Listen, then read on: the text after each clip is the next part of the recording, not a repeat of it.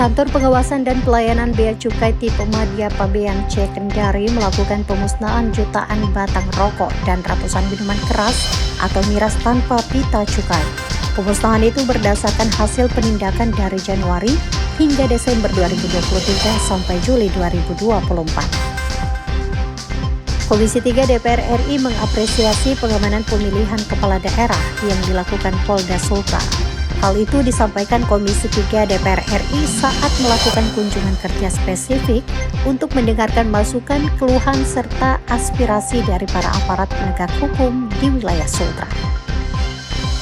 Pemerintah Provinsi Sultra menetapkan upah minimum provinsi atau UMP 2025 sebesar Rp3.073.551. Angka itu mengalami kenaikan sebesar 6,5% atau senilai Rp187.587 dari UMP 2024 yang sebelumnya sebesar Rp2.885.964.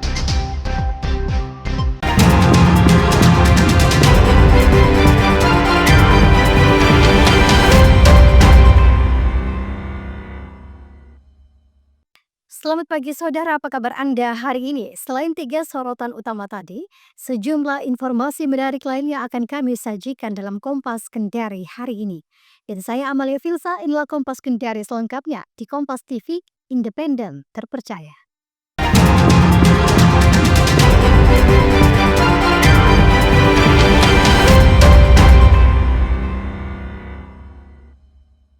Kantor Pengawasan dan Pelayanan Bea Cukai tipe Madya Pabean C Kendari melakukan pemusnahan jutaan batang rokok dan ratusan minuman keras atau miras tanpa pita cukai. Pemusnahan itu berdasarkan hasil penindakan dari Januari hingga Desember 2023 sampai Juli 2024.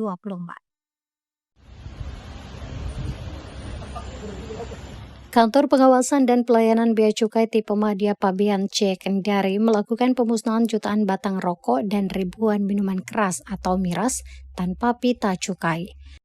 Barang yang dimusnahkan itu terdiri dari 2.053.976 batang rokok serta 487,10 liter minuman mengandung etil alkohol dengan perkiraan nilai rupiah dari barang yang dimusnahkan mencapai 3 miliar rupiah lebih. Kesemua barang itu tidak memiliki pita cukai sehingga negara dirugikan mencapai 1.800 miliar rupiah lebih. Pemusnahan barang tanpa pita cukai khusus untuk minuman mengandung etil alkohol dilakukan dengan cara dituangkan di dalam wadah drum. Sementara untuk batang rokok ilegal dimusnahkan dengan cara dibakar. Kepala Kantor Pengawasan dan Pelayanan Bea Cukai tipe Madya Pabean C Kendari, Tony Ridwan P. Simorangkir mengatakan rokok dan miras tanpa pita cukai yang dimusnahkan itu merupakan hasil penindakan pihaknya dari Januari 2023 hingga Juli 2024. Karena pelaku pelanggaran tidak dikenal atau tidak ditemukan, maka barang hasil penindakan itu dialihkan statusnya menjadi barang milik negara untuk selanjutnya dimusnahkan setelah mendapat izin atau persetujuan dari instansi terkait. Melakukan pemusnahan terhadap 2 juta batang barang kena cukai hasil tembakau yang tidak dilekati pita cukai, dan ada 487 liter minuman mengandung etil alkohol yang juga tidak dilekati dengan pita cukai. Ini dari periode kapan, Pak? Ini dari periode tahun 2003 Januari sampai dengan pertengahan tahun ini. Jadi kurang lebih 1,5 tahun ya. Untuk potensi kerugian negara sendiri, Pak, dari penindakan ini? Potensi kerugian negara ini kita taksir sekitar 1,8 miliar rupiah. Ini dari 17 daerah tingkat 2 di Sulawesi Tenggara, itu 15 kabupaten dan 2 daerah administratif, cukup luas juga daerah pengawasan kita di Sultra. Bea Cukai Kendari berkomitmen akan terus melakukan penindakan terhadap barang kena cukai untuk menciptakan persaingan usaha yang sehat serta mengamankan penerimaan negara dari sektor cukai. Tim Liputan, Kompas TV Kendari, Sulawesi Tenggara. Kejaksaan Negeri Konawe melakukan pemusnahan sejumlah barang bukti dari perkara tindak pidana yang telah mempunyai kekuatan hukum tetap 2024.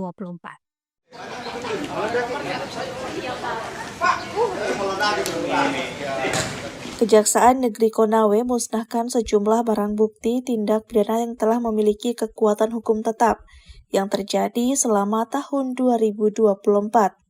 Pemusnahan dilakukan di area perkantoran Kejaksaan Negeri Konawe pada Kamis pagi, 5 Desember, yang dihadiri perwakilan pemerintah daerah, Kapolres Konawe, serta Ketua Pengadilan Negeri Konawe. Pemusnahan seluruh barang bukti rampasan yang telah berkekuatan hukum tetap tersebut dari perkara-perkara tahun 2024, diantaranya tindak pidana yang berkaitan dengan orang dan harta benda berjumlah 7 perkara, keamanan negara, ketertiban umum, dan tindak pidana umum lain atau Kemenektibum dan TPUL sebanyak 26 perkara. Kejahatan peredaran narkotika sebanyak 29 perkara, serta tindak pidana korupsi 1 perkara. Dari sekian perkara yang ditangani Kejaksaan Negeri Konawe, terdapat 63 terpidana. Kepala Kejaksaan Negeri Konawe menyebut beberapa barang bukti seperti narkotika terdapat penurunan berat karena untuk keperluan penyidikan, kemudian terdapat properti negara seperti buku tabungan atau ATM yang merupakan rangkaian perkara korupsi yang berdasarkan pemerintah pengadilan harus ikut dimusnahkan. Barang-barang bukti yang telah mempunyai kekuatan hukum tetap terdiri dari klasifikasi tindak pidana orang dan harta benda, tindak pidana ketentraman dan ketertiban umum, dan tindak pidana umum lainnya, tindak pidana narkotika, dan ada sebagian tindak pidana korupsi. Kontributor Sarman, Kompas TV Konawe, Sulawesi Tenggara. Mantan Kapolsek dan Kanit Reskrim Polsek Baito, Polres Konawe Selatan menjalani sidang kode etik di Propam Polda Sultra, Rabu 4 Desember 2023. Sidang kode etik dilakukan karena mantan Kapolsek dan Kanit Reskrim Polsek Baito diduga melakukan permintaan sejumlah uang pada penanganan perkara Ibu Guru Supriyani.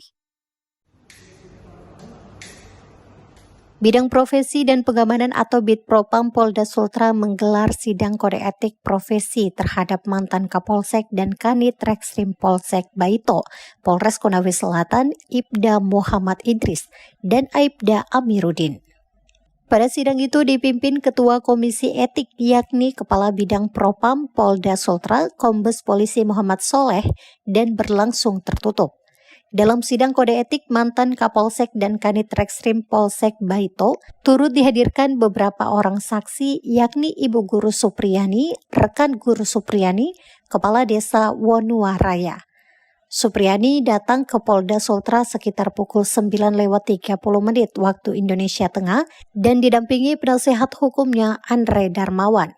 Supriyani dimintai keterangan terkait adanya permintaan uang yang diduga dilakukan mantan Kapolsek dan Kanit Reskrim pada penanganan perkara tindak pidana kekerasan fisik pada anak yang didatangi unit Reskrim Polsek Baito. Bu Supriyani, kemudian ada Pak Katiran, suami Ibu Supriyani, kemudian ada Ibu Lilis, Rina Dewi, teman guru Ibu Supriyani, dan ada Pak Rokimin, Kepala Desa ya, itu menghadiri karena ada panggilan dari Bitpropam Polda Sultra untuk menghadiri sidang etik. Jadi hari ini ada 2 sidang etik yang akan dilaksanakan, yaitu sidang etik terhadap mantan Kapolsek Baito, ya, Pak Muhammad Idris, dengan sidang etik terhadap mantan Kanit Reskrim Polsek Baito, yaitu Pak Amiruddin. Kabid Propam Polda Sultra Kombes Pol Muhammad Soleh mengatakan, fokus sidang kode etik terhadap mantan Kapolsek dan Kanit Reskrim Polsek Baito, yakni mendalami adanya permintaan sejumlah uang. Dalam sidang itu belum ada putusan terhadap terduga pelanggar, yakni mantan Kapolsek dan Kanit Reskrim Polsek Baito, dan sidang akan dilanjutkan pada Kamis 5 Desember 2024 untuk pembacaan putusan. Memeriksa terduga pelanggar Ibda M. Idris yang sebelumnya jabatan lama Kapolsek Baito dan sekarang jabatan di Pama Sunda Polres Konawe. Ada yang viral di media sosial tentang penerimaan uang 2 juta, sehingga kita dalami, dan mungkin itu juga yang akan menjadi fokus sidang kita. Nampak tadi juga sudah terlihat, dan insya Allah besok kita putuskan. Tim Liputan, Kompas TV Kendari, Sulawesi Tenggara. Saudara, Anda jangan kemana-mana, kami akan kembali setelah jeda pariwara berikut.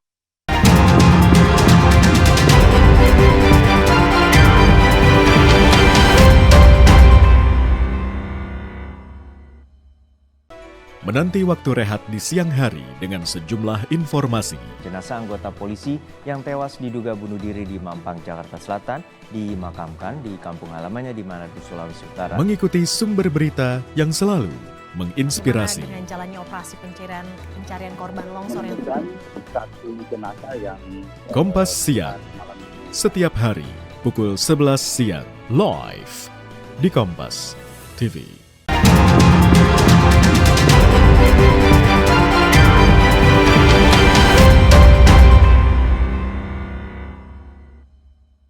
Masih bersama saya Amalia Filsa dalam Kompas Kendari. Komisi 3 DPR RI mengapresiasi pengabadan pemilihan kepala daerah yang dilakukan Polda Sultra. Hal itu disampaikan Komisi 3 DPR RI saat melakukan kunjungan kerja spesifik untuk mendengarkan masukan, keluhan, serta aspirasi dari para aparat penegak hukum di wilayah Sultra. Komisi 3 DPR RI yang membidangi penegakan hukum melaksanakan kunjungan kerja spesifik ke Polda Sultra pada awal pekan lalu. Ketua Tim Kunjungan Kerja Komisi 3 DPR RI Rudianto Lalo memberikan apresiasi atas kinerja Polda Sultra dan jajaran dalam pengamanan Pilkada Serentak 2024 di Sultra yang berlangsung dengan kondusif, aman, dan damai. Hal itu tentu tidak terlepas dari kesigapan dan koordinasi yang baik antara pihak kepolisian dan TNI dalam menjaga keamanan dan ketertiban masyarakat di tengah pesta demokrasi 5 tahunan itu. 3. Soal maraknya misalkan tambang-tambang ilegal. Kami dorong penegak hukum agar praktek-praktek tambang ilegal itu bisa ditertibkan. Khususnya tambang-tambang misalkan yang mencemari lingkungan. Ya, kita mau dorong penegak hukum seperti itu.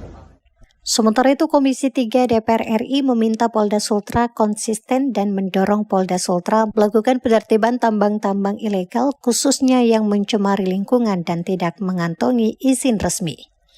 Tim Liputan, Kompas TV Kendari, Sulawesi Tenggara.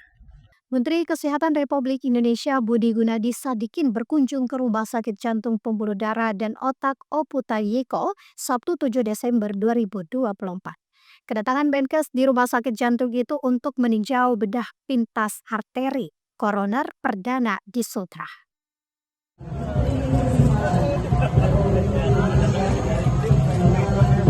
Menteri Kesehatan Budi Gunadi Sadikin berkunjung dan meninjau Rumah Sakit Jantung Pembuluh Darah dan Otak milik pemerintah Provinsi Sultra di Kota Kendari pada Sabtu 7 Desember 2024. Kedatangan Menkes disambut PJ Gubernur Sultra Anda Budi Revianto bersama para kepala dinas terkait.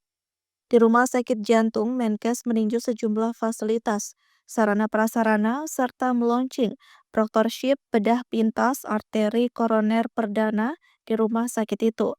Menkes mengatakan pemerintah pusat terus berupaya memberikan pelayanan secepat mungkin terhadap masyarakat, terutama pada penyakit-penyakit vital yang membutuhkan penanganan secepat mungkin. Untuk itu, pemerintah pusat memberikan fasilitas di setiap daerah di Indonesia untuk mempunyai alat-alat kesehatan yang memadai, seperti di Rumah Sakit Jantung Oputayiko. Layanan kanker, jantung, stroke, urunepo itu ginjal sama ibu anak. Itu tuh kalau saya hitung mungkin di atas 50 sampai 100 miliar. Setiap provinsi. Ini akan datang alat INEC tuh mahal sekali. Itu puluhan miliar akan kita taruh di Bandara Mas. Brachytherapy, kemoterapi facility itu dikasih ke sana. untuk patologi anatomi yang next generation sequencing itu akan dikasih. Ya, MRI dikasih. Kalau yang kabupaten kota itu dapat CT scan, dapat IMEG, dapat mamografi, ya, chemoterapi facility, ada immunohistochemistry buat patologi, lab patologi anatomi. Itu kita kasih semua ke rumah sakit di kabupaten kota.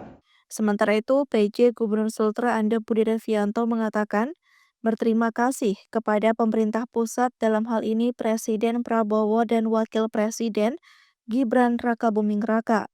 Anda berharap bantuan dari pemerintah pusat bisa menjadi tonggak kemandirian daerah dalam dunia kesehatan, terkhusus operasi jantung dan otak. Layanan kesehatan di provinsi, kabupaten dan kota, di sini ada 17 kabupaten kota, utamanya dalam pemenuhan sarana prasarana kesehatan. Di daerah wilayah 3T, Bapak Menteri, terjauh, tersulit, dan terpencil. Termasuk juga beasiswa bagi jenjang dokter spesialis kita. Tim Liputan Kompas TV Kendari, Sulawesi Tenggara. Perum Bulog Kanwil Sultra mencatat sepanjang tahun 2024 telah menyerap beras petani lokal di wilayah Sultra sebanyak 32.669 ton. Bulog Sultra menyebut penyerapan beras kali ini merupakan yang terbesar sejak 5 tahun terakhir. Sepanjang musim panen tahun 2024, Perum Bulog Kanwil Sultra mencatat telah menyerap beras petani lokal di wilayah Sultra sebanyak 32.669 ton. Bulog Sultra menyebut penyerapan beras kali ini merupakan yang terbesar sejak 5 tahun terakhir. Pimpinan wilayah Perum Bulog Sultra, Siti Mardati Saing, yang ditemui di gudang Bulog Kendari mengatakan dari total itu pihaknya menyediakan beras cadangan pemerintah sebanyak 25.577 ton, di mana stok tersebut yang akan digunakan untuk program bantuan pangan pemerintah periode bulan Desember serta program stabilisasi pasokan dan harga pangan atau SPHP di pasar-pasar di wilayah Sultra. Penyerapan beras tahun ini adalah yang terbanyak sebanyak 5 tahun terakhir. Stok saat ini yang kami kuasai adalah sekitar 30.000 ton. Melihat kebutuhan Desember itu sekitar 5.000 ton bantuan pangan maupun SPHP, sehingga stok di akhir tahun kami perkirakan 25.000 ton dan sangat stoknya sangat besar. Ketahanan stoknya itu bisa sampai bulan Juni 2025. Dengan melihat ketersediaan yang cukup banyak dan dianggap surplus, pemerintah pusat telah menginstruksikan Bulog Sultra untuk menyalurkan sebagian stok berasnya ke Provinsi Sulawesi Tenggara dan Gorontalo. Silvian Sakia, Kompas TV Kendari, Sulawesi Tenggara. Saudara, Anda jangan kemana-mana, kami akan kembali setelah jeda pariwara berikut.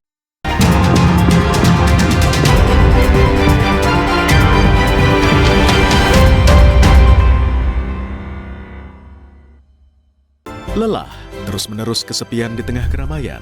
Bosan, selalu ketinggalan berita. Ya, saudara, saat ini saya sudah bersama dengan Bapak Kakor Lantas Polri, Bapak Irjen Pol Aan Suhanan. Saatnya Anda menikmati kompilasi berita terhangat selama sepekan, karena kami tak pernah membiarkan Anda hidup tanpa berita.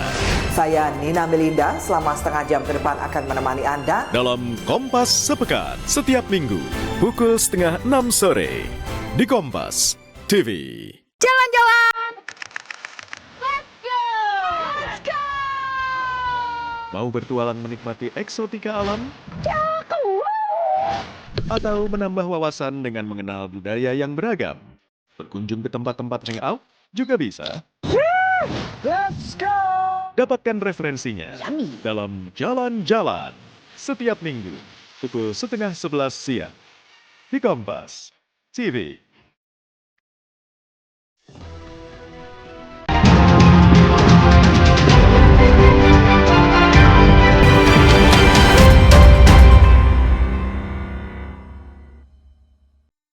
Terima kasih atas kebersamaan Anda, saudara. Kita lanjutkan ke informasi berikutnya.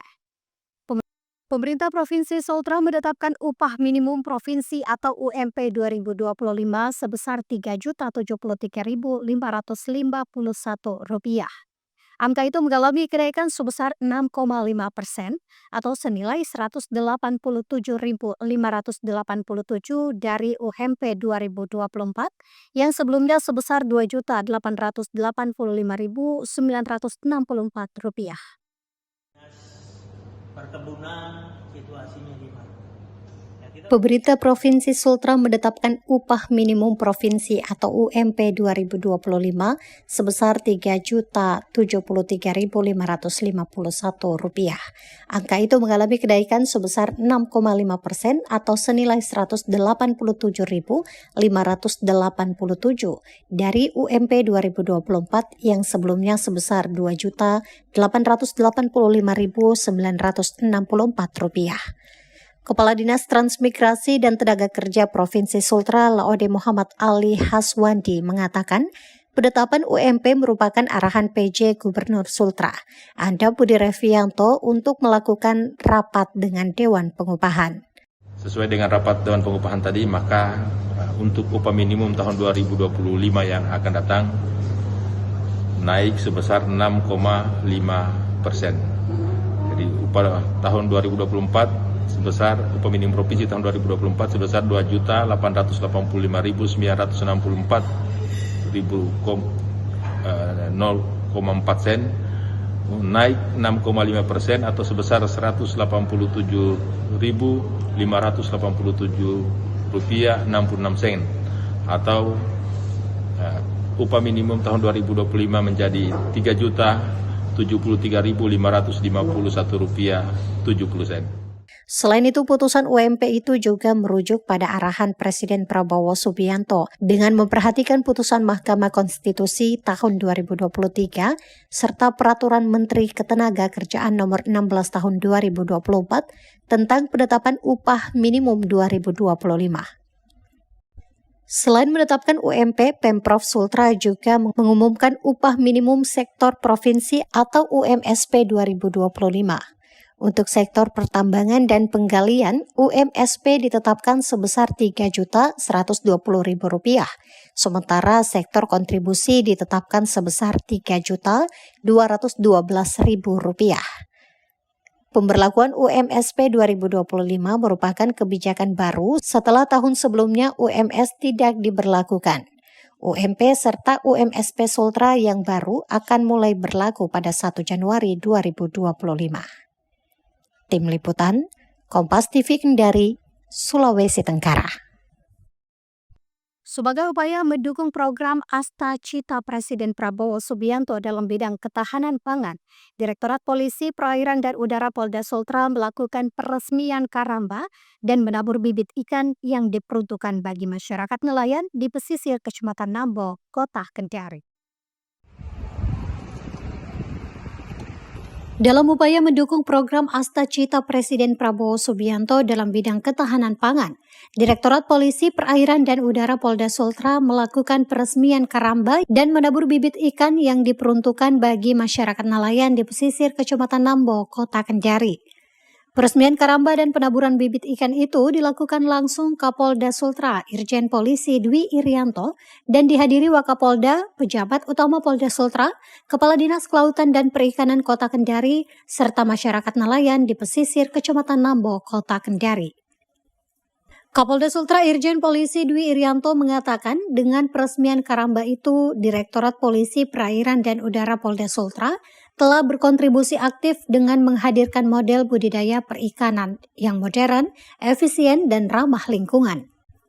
Pemanfaatan karamba dengan budidaya sektor perikanan dapat meningkatkan taraf ekonomi dan memberikan edukasi kepada masyarakat tentang teknologi budidaya perikanan tanpa merusak lingkungan atau pengeboman. Kita melaksanakan diskusi dari pemerintah dan Bapak Presiden RI untuk melaksanakan program ketahanan pangan. Yang kedua, kita mengajak seluruh masyarakat, terutama daerah pesisir di wilayah Sumatera ini, bersama-sama kita meningkatkan ketahanan pangan dengan cara-cara yang elegan. Jadi dengan mengaktifkan keramba-keramba ikan yang sudah tidak berfungsi, kita aktifkan lagi untuk mereka melakukan kegiatan dalam rangka menebar benih di keramba ikan. Dan ini juga untuk mengurangi atau menghilangkan para nelayan yang selama ini mungkin masih ada yang menggunakan bom ikan. Sementara itu, Direktur Polisi Perairan dan Udara Polda Sultra, Kombes Polisi Faisal Florentinus Napitipulu, mengatakan peresmian karamba dan penaburan bibit ikan oleh pihaknya adalah bagian dari mendukung program Astacita Presiden Prabowo Subianto. Karamba itu akan dikelola masyarakat pesisir Nambo sehingga hasilnya nanti dapat membantu meningkatkan perekonomian mereka dengan jumlah bibit ikan yang ditabur sebanyak 7.400 ekor. Melaksanakan program ketahanan pangan dengan pemberian bibit kepada 2 kelompok nelayan. Bibit yang diberikan sebanyak 7.400 ekor yang akan dikembangbiakan di depan Mako Polayo dan akan dipelihara oleh 2 kelompok nelayan. Dengan adanya kegiatan penebaran bibit tadi itu sangat bermanfaat bagi masyarakat nelayan, terutama nelayan pesisir. Yang mudah-mudahan juga dalam kesempatan ini bahwa kegiatan ini kami tentunya para nelayan akan berharap berkelanjutan terus, karena ini adalah salah satu sumber daya alam yang harus kita kelola lebih lanjut. Diharapkan karamba itu dapat dimanfaatkan sebaik-baiknya dan mewujudkan ketahanan pangan yang produktif menuju Indonesia tangguh dan mandiri. Tim Liputan, Kompas TV Kendari, Sulawesi Tenggara. Saudara, pemerintah Provinsi Sultra melalui Dinas Pariwisata kembali menggelar Sultra Tenun Karnaval pada Sabtu 7 Desember 2024. Melalui kegiatan itu, Pemprov Sultra berharap dapat menguatkan tenun Sultra agar bisa merambah ke kancah nasional maupun internasional. Yang telah bersama kita di tempat acara pada kesempatan siang hari ini. Untuk kesekian kalinya, pemerintah Provinsi Sultra, dalam hal ini Dinas Pariwisata, menggelar Sultra Tenun Karnaval 2024 di lokasi Tugu X MTQ. Dalam event itu ditampilkan corak dan ragam berbagai kerajinan tenun melalui pawai yang dibuka secara resmi oleh PJ Gubernur Sultra, Anda Budi Revianto. Pawai Sultra Tenun Karnaval 2024 diikuti seluruh organisasi perangkat daerah Sultra maupun instansi vertikal lainnya. PJ Gubernur Sultra, Anda Budi Revianto menyebut tenun menjadi ciri khas daerah yang harus terus dilestarikan keberadaannya. Sultra memiliki berbagai macam corak tenun yang harus terus dikenalkan ke khalayak luar.